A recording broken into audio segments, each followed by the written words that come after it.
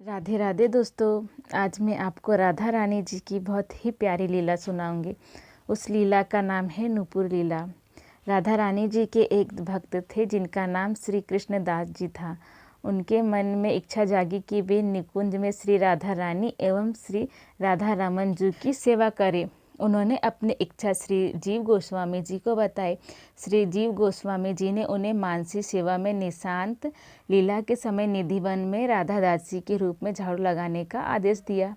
वे नित्य निधिवन में मानसिक झाड़ू सेवा करने लगे। झाड़ू लगाते लगाते वे कभी नृत्य करने लगते, कभी विरह में रोने लगते। इस प्रकार कई दिन बीत गए। एक दिन श्री राधा रानी जी की कृपा से झाड़ू लगाते हुए सहसा उनका ध्यान एक नूपुर की ओर गया जो अलौकिक प्रकाश से निधिवन को आलोकित कर रहा था। उन्होंने नूपुर को उठाकर मस्तक से लगाया। मस्तक से लगाते ही उनके शरीर में सात्विक भाव का उदय हो गया। उनकी संविद शक्ति भी नूपुर के स्पर्श से जाग गई। वे समझ गए कि ये राधा रानी जी के चरणों का नूपुर है। वे नूपुर को बार बार कभी सर से, कभी हृदय से, कभी स्नेह की दृष्टि से देख देख कर चूमने लगे।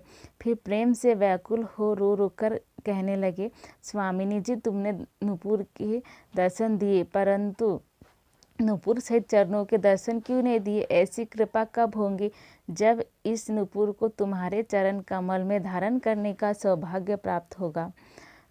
तुम्हारे चरण कमल स्पर्श करने की मेरी वासना बोने की आकाश के चांद को स्पर्श करने जैसी है, परंतु तुम्हारी करुणा से क्या संभव नहीं हो सकता है? कृष्णदास जी बार बार रो रो कर कह रहे थे। उसी समय नित्य लीला में श्री राधा रानी जी ने देखा उनके चरण में नूपुर नहीं है। उन्होंने तुरंत ललिता को बुलाकर कहा, मेरा नूपुर कहीं गिर गया है, निधिवन में जाकर देखो, वहाँ तो नहीं है। ललिता जी समझ गई थी राधा रानी जी ने कोई नई लीला करनी है, इसलिए निधिवन में नूपुर छोड़कर आई। सुबह हो चुकी थी, इसलिए ललिता जी व्रत ब्राह्मणी के वेश में निधिवन गए। वहाँ कृष्णदास जी से पूछा, तुमने यहाँ कहीं नूपुर देखा है? मेरी बहू जल लेने गई थी, उसके पैर से निकल पड़ा। यदि तुम्हें मिला हो तो बताओ।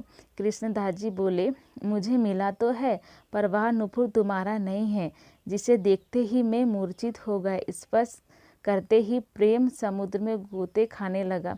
मनुष्य के नूपुर से ऐसी संभव नहीं है।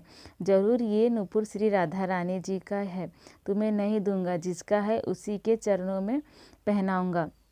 वृद्ध रूपिणी ललिता जी ने कहा, तुमने ठीक जाना, यह नूपुर राधा रानी जी का है। तुम भाग्यशाली हो, तुम पर राधा रानी जी की विशेष कृपा है, तभी तुम्हें ये मिला है। तुम मुझे नूपुर दो और कोई वर मांग लो।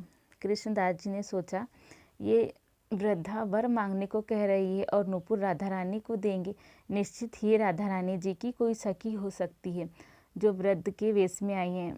कृष्णदास जी बोले, ठाकुरानी, मैं तुम्हें नूपुर ऐसे नहीं दे सकता। पहले अपना परिचय दो, अपने स्वरूप के दर्शन कराओ और नूपुर ले जाओ। तब वृद्धा ने बताया, मैं राधा रानी की दासी हूँ, मेरा नाम ललिता है। इतना कह ललिता सखी ने अपने स्वरूप के दर्शन कराए। दर्शन करते ही कृष्णदास जी मूर्छित हो गए। चेतना आते ही उन्होंने प्रणाम किया। उनके नेत्रों से अश्रु बहने लगे, सर्वांग पुलकित हो उठा। कंठ गदगद हो जाने के कारण वे कुछ न कह सके। ललिता जी ने वर मांगने को कहा।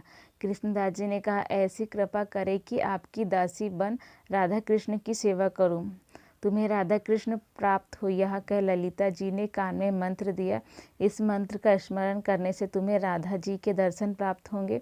ललिता ने अपना चरण उनके मस्तक पर रख दिया, फिर उठाकर आशीर्वाद दिया। नूपुर लेकर उनके माथे से स्पर्श किया और हंसकर कहा, यह राधा का चिन्ह तुम्हारे माथे पर रहा। नूपुर रूप में तुम्हें श्यामा जू की प्राप्ति हुई है, इसलिए आज से तुम्हारा नाम श्यामानंद हुआ। ललिता जी के स्पर्श से श्यामानंद का शरीर तेजोमय कांचन वर्ण का हो गया।